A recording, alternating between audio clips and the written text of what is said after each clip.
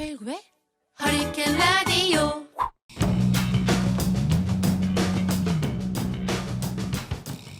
암행의사 출도야. 서민의 행복한 사회, 의리 웃는 사회, 먹고 사는 일이 즐거운 사회를 만들기 위해서 한 주에 한 번 암행어사 출두합니다. 기해년 민생점검 프로젝트 안진걸의 암행어사, 민생관봉이 민생경제연구소 안진걸 소장 나왔어요. 안녕하세요. 네, 안녕하십니까. 오늘 올 때 비 왔어요? 예, 빗방울이 좀 조금 떨어졌어요. 예. 다른 청취자들도 비 온다는 문자 보내주고 계시는데 가을을 제쳐가는 가을이 이제 오고 있는 것 같아요. 제쳐가는 비가 탔어요. 23일이 또 처서거든요. 예. 금요일날. 가을 가지고 소통 시간에 저희가 청취자 여러분들하고 이행시하고 있거든요. 긴급 예. 이행시 한번 줘볼래요? 많이 들었어요. 가을이다. 을지로 노가리 골목 가자. 을지로 골뱅이 가자. 조금 전에 방금 듣고 오셨구나. 을지로 노가리 골목에서 이제 쫓겨날 위기에 있는 분도 있어서 마음이 무거웠는데 제가 한번 생각해 볼게요. 가버렸습니다. 그 사람. 을들을 위한 한평생. 이용마 기자님, 우리 모두 추모합니다. 네. 예. 이용마요. 예, 우리 이용마 씨 오늘 별세했네요. 그러니까 우리 최일구 앵커님 또 후배시기도 하고. 그러면 오늘 아침부터 지금까지 실검 1위로 올라와 있는 거예요. 그러니까 저는 아침에 카톡으로 새벽에 받았는데. 그러니까 국민들 사이에서도 굉장히 많이 기억하고 추모하고 계셔서 제가 좀 센치하긴 하지만 이렇게 좀 추모에 이행시를 해봤습니다. 예. 저도 내일 밤에 한 빈손 가보셔야죠. 예. 알겠습니다. 자, 오늘 어디로 출두했어요? 예, 아무튼 이렇게 억울한 죽음 또는 안타까운 죽음이 없는 세상이었으면 좋겠는데요. 7월 31일에 비극 탈북 모자가 이렇게 숨진 일이 있었습니다. 예. 이건 너무 충격적이어서요. 아사했다고. 예, 뭐 추정이긴 21세기 서울에서 굶어 죽는다. 예. 굶을 아자거든요. 이게 네, 맞습니다. 아사? 예. 추정이긴 하지만 냉장고 음식이 거의 남아있지 않고 고춧가루만 있었어요. 통장에도 잔액이 5월 달에 한 3천 얼마가 인출된 이후에 잔액도 영원으로 있는 걸로 봐서 아사된 게 아닌가라고 추정이 되고 있습니다. 근데 이 사건의 이제 초점은 두 가지입니다. 일각에서는 탈북자를 너무 소외시켜서 벌어졌다고만 하는데요. 꼭 그것만은 아닙니다. 정확히 보면요. 탈북자니까 한국의 복지제도를 잘 몰랐던 면도 있습니다. 분명히.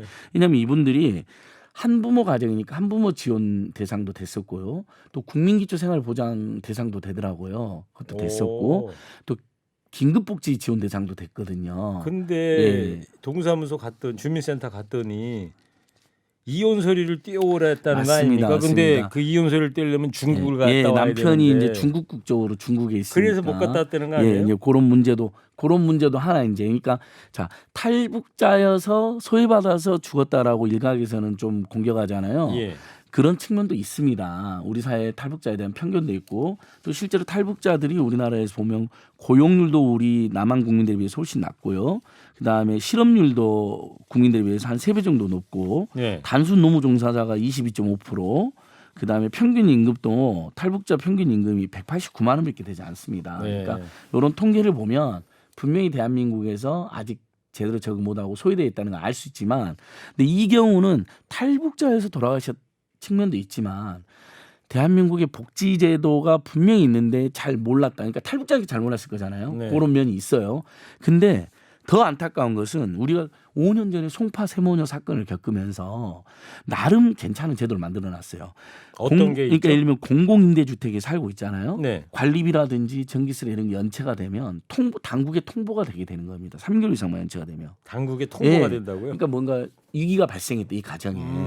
그러면 주민센터라든지 복지당국에서 조치를 취할 수가 있잖아요. 찾아가 볼 수도 있고. 근데 해필이면 이분들이 아파트 월세 16개월이나 밀렸는데 재개발 임대 아파트 당국에 통보가 안 됐습니다. 아, 그래요? 네, 공공임대, 국민임대는 통보하게 됐는데 제도 허점이 있었던 겁니다. 저는 이 지점을 이건 꼭 특정 정부의 비판을 넘어가지고 이 지점이 가장 중요한 지점이었다 봐요. 16개월이나 월세가 밀렸고 그다음에 아동수당을 받으러 주민센터 소득자료를 제출한 적이 있습니다.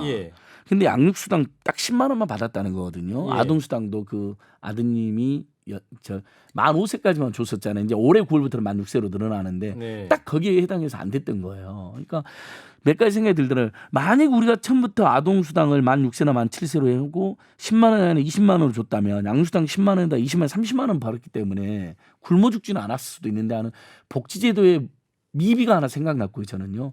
그다음에 왜 공공임대나 이런 데는 월세를 밀리면 통보하게 해놓고 이 재개발 임대 아파트는 당구에 통보 안 되게 허점을 뒀냐는 거죠. 글쎄 말이에요. 그러니까 탈북자여서 소외받아서 죽었다, 탈북자를 편견으로 죽었다는 것도 일부 일리는 있지만 더 큰 것은 제도의 미비와 허점이 있었던 것입니다. 그다음에 주민센터 하나 분명히 이분들 맞이한 공무원들인데 칸막이 같은 것도 있었던 거죠. 뭐 예를 들면 양육수당은 내가 지급하지만 예를 들면 양육수당을 지급한 공무원들이 있으면서 왜 양육수당 10만 원 내가 지급하지만 다른 건 받고 있냐 이렇게라도 만약 확인했다면 의무적으로라도 네. 그러면 예를 들면 이 탈북 어머니께서 양육수당 10만 원 말고는 받는 게 없어 그러면 만약에 무슨 소리냐 지금 아들하고 혼자만 살고 있잖아요. 한부모 가정 지원도 있고 네. 그다음에 지금 둘이 보니까 소득은 없고 통장에 몇천 원 들어있는데 그럼 기초생활수급권 둘이 살면 8, 90만 원까지 받을 수 있거든요. 네. 청취자께서 이게 너무 안타깝습니다. 암행어사 이야기 들으시다가 문자 보내주고 계시는데요. 몇 분 소개해드리고 갈게요. 네. 아무리 복지 혜택이 많으면 뭐합니까? 홍보 부족과 까다로운 절차 때문에 항상 멀게만 느껴지는 게 현실입니다. 지금 예. 안진걸 소장이 얘기한 거 그대로 지금 청취자분께서 얘기를 해주시네. 또 다른 분 정말 마음 아프고 안타까웠습니다. 사각지대에 있는 사람들 제대로 관리를 하면 좋겠어요. 또 다른 분은 우리나라는 떼오라는 게 너무 많고 조건이 너무 많아요. 이 절차가 문제군요. 예, 맞습니다. 그러니까 뭐 제1야당 대표께서는 탈북자 예산이 확 줄어서 죽었다 이렇게 했는데 그건 제가 팩트 체크를 해봤어요. 네. 1인당 정착지원금은 문재인 정부 들어서 오히려 700만 원에서 800만 원 늘어났어요. 예. 그리고 주거지원금 역시 1,300만 원에서 작년에 1,600만 원으로 늘어났어요. 오. 그러니까 1인당 예산은 오히려 400만 원을 더 줬습니다. 예. 근데 전체 예산은 줄어들었어요. 왜냐하면 탈북자 숫자가 줄어들었어요. 그러니까 이제 요런 저는 불필요하게 이런 걸로 논란을 만들면 안 된다고 생각을 해요. 오히려 1인당 예산 늘어났는데 탈북자 숫자가 줄어들었는데 전체 예산 줄어들었다고 그것이 사람 죽겠다는 건 팩트가 아니잖아요. 요건 하나 짚고요. 방금 말씀하신 부분들 맞습니다. 저는 계속 이 당국을 원망하는 게 뭐냐면 재개발 임대 아파트도 준공공 임대 주택인데 왜 이걸 빼놨냐는 거죠. 16개월 밀린 거 예를 들면 3개월이나 4개월 통보됐다며 아니 지금 이렇게 밀리고 계시는데 우리가 이런 제도가 있습니다 하고 먼저 연락만 갔다면 그렇죠. 그다음에 양육수당 지급하던 부서에서 의무적으로 예를 들면 다른 제도도 있습니다. 둘이 딱하게 살고 계시는데 양육수당 10만 원. 그러니까 이제 10만 원만 받으시고 다른 지원은 혹시 받으시는 거 그러니까 없으세요? 그걸 의무적으로 만약에 통제했다면 관심과 질문만 있었어도. 그러니까 예를 들면 양육수당은 보육시설에 안 보내면 이제 받는 거고 아동수당은 그것과 상관없이 10만 원씩 나오는 건데 보니까 해피님 또 아동수당이 만 5세가 돼가지고 끊어져 버렸단 말이죠. 근데 예를 들면 올해 9월 달부터는 만 6세로 지금 늘어나잖아요. 예를 들면 좀만 늘어나면 뭐 10만 원 더 나온다든지 그럼 사실 우리가 10만 원만 갖고 살다가 10만 원 더 늘어나면 희망이 될 수 있잖아요. 그러면 어떻게든 버틸 수도 있지 않았을까 이런 생각도 들어요. 우리가 청취자께서 또 마음이 많이 아픈 사건이었습니다. 답답한 공무원들이고요. 실질적 도움을 주려는 적극적 자세가 필요합니다. 쉬운 행정을 요구합니다. 맞습니다. 그래서 제가 말씀드리는 게 지금 우리나라에도 이제 괜찮아서 복지 포탈도 생겼고요. 복지로라고 홈페이지. 그다음에 이제 그 서울시나 경기도에서 다산코스타 120처럼 모든 복지 서비스를 물어볼 수 있는 129가 생겼어요. 근데 지금 청취자들께서도 복지로라는 복지 포탈이 있는지 129라는 번호가 있는지 처음 들어보신 분이 많을 거예요. 그쪽으로 문의만 해보면 자기가 받을 수 있는 복지들을 다 알려준다는 거거든요. 그러니까 이것도 홍보가 안 됐다는 문제를 지적하고 싶고요. 그다음에 계속 본인이 신청해야 되는 거로 돼 있어요. 양육수당, 아동수당, 한부모 지원수당, 국민기초생활수급권자, 우리 65세 이상 어르신들 노인분들 그 70% 받는 하위 70% 받는 기초연금도 그렇고 하위 70%가 그 통신비 10,000원 감면된다 우리 프로그램에서 맨날 말씀드리잖아요. 그것도 본인이 신청해야 되니까 아직도 못 받은 분들이 절반 가까이 된다 그랬잖아요.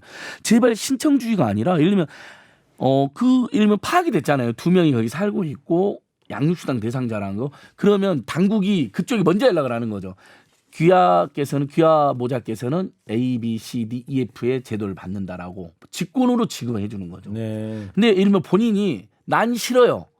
명백하게 뭔가를 거부할 때만 빼면 되잖아요.